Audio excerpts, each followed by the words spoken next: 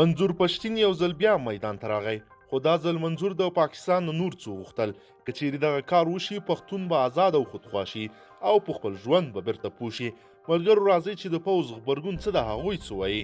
آیا دغه کار به نور هم پښتنو ته مشکل جوړ کړي او که حل به رامنځته کړي؟ له موږ سره اوسېږئ قدرمنو لیدونکو. السلام علیکم، وخت مو پخیر.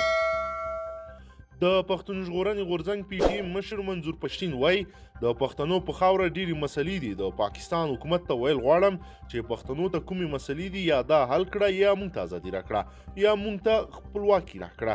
هغه وویل موږ به خپل وطن جوړ کړو، موږ به د پښتنو په خاوره د پښتنو ځان له ریاست جوړ کړو او هغه به ځان له حیثیت ولري.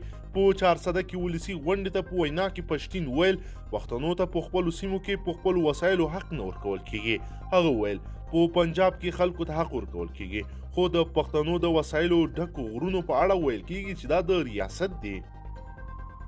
په افغانستان کې د سولې توافقنامې په اړه منظور پښتین ویل د سولې او امن په نامه زموږ وطن رټلی شوی دی.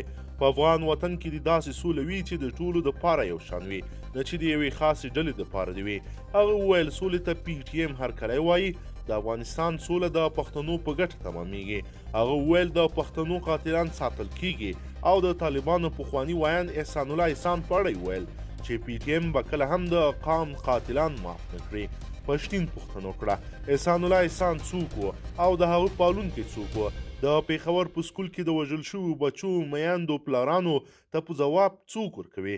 هغه وویل د افغان ولسمشر اشرف غني، حامد کرزی او نورو مشرانو چې زما دپاره یې غږ پورته کړ د هغو مننه کوم. هغه په پاکستان کې د سیاسي ګوندونو او مدني ټولنو مننه وکړه چې د هغه د خوشي کولو خبره یې کړې ده.